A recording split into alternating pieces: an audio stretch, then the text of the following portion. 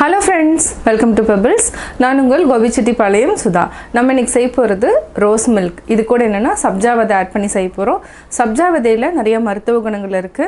அதாவது நம்ம உடம்புல இருக்கிற உஷ்ணத்தை தணிக்கக்கூடிய தன்மை வந்து சப்ஜா விதைக்கு இருக்கு. இது வந்து என்ன ரோஸ் மில்க் செய்யறதுக்கு முன்னாடி நம்ம ஒரு 10 minutes ஊற வச்சுக்கலாம். இப்போ எப்படி செய்யறதுன்னு பார்க்கலாம். ரோஸ் மில்க் சிரப் எடுத்துக்கலாம். இது கூட பால் வந்து நம்ம காய்ச்சி நான் ஃப்ரிட்ஜில் வச்ச பால் தான் எடுத்துருக்கிறேன். ஒரு சிலருக்கு ஐஸ் க்யூப் வேணுன்னா ஐஸ் க்யூப் ஆட் பண்ணிக்கலாம். நான் வந்து இன்றைக்கி ஐஸ் க்யூப் எடுக்கலை, ஃப்ரிட்ஜிலேருந்து இப்போ தான் எடுத்துருக்கிறேன். பால் ஆட் பண்ணிக்கலாம். 2 டம்ளர் அளவுக்கு ஆட் பண்ணிக்கலாம். இந்த 2 டம்ளருக்கு நம்ம ரோஸ் மில்க் சிரப் வந்து ஒரு 30 ml அளவுக்கு ஆட் பண்ணிக்கலாம். கொஞ்சமாக தண்ணி விட்டுக்கலாம். இதையும் நம்ம மிக்சியில் அடிச்சுக்கலாம். மிக்சியில் அடிச்சிட்டோம். இப்போ ஓப்பன் பண்ணிக்கலாம். நம்ம முக்கால்வாசி ஊற்றிக்கலாம். இது கூட நம்ம சப்ஜா விதை ஆட் பண்ணிக்கலாம். சப்ஜா விதை ஆல்ரெடி 10 minutes ஊற வச்சுருக்குறோம். இது வந்து நீங்கள் கொஞ்சமாக போட்டாலே போதும், இந்த அளவுக்கு வரும். அதாவது 10 grams எடுத்திங்கனாவே இந்த அளவுக்கு வரும்.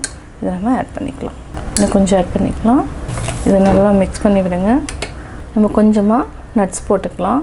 இது வந்து ஆப்ஷனல் தான். நீங்கள் சில்லுன்னு குடிக்கணுன்னா நீங்கள் கொஞ்சம் நேரம் ஃப்ரிட்ஜில் வச்சுட்டு குடிக்கலாம். Summer special rose milk ready. Rose milk எப்படி செஞ்சீங்கிறத பார்த்தீங்க. இது ரொம்ப ஈஸியானது தான். நீங்களும் வீட்டில் ட்ரை பண்ணி பாருங்கள். லைக் பண்ணுங்கள், ஷேர் பண்ணுங்கள், சப்ஸ்கிரைப் பண்ணுங்கள். என்னோடய குக்கிங் வீடியோ முடிஞ்சதுக்கப்புறம் பார்த்தீங்கன்னா ஒரு திருக்குறள் வந்து நீங்கள் பார்க்கலாம். உங்கள் குழந்தைகளுக்கு நீங்கள் சொல்லித்தரலாம். தன்னுயிர் நீப்பினும் செய்யற்க தான் பெரிது இன்னுயிர் நீக்கும் வினை. தன் உயிர் உடம்பிலிருந்து நீங்கும் நிலை ஏற்பட்டாலும் அதனை தடுப்பதற்காக தான் வேறோர் உயிரை போக்கும் பாவச் செயலை செய்யலாகாது.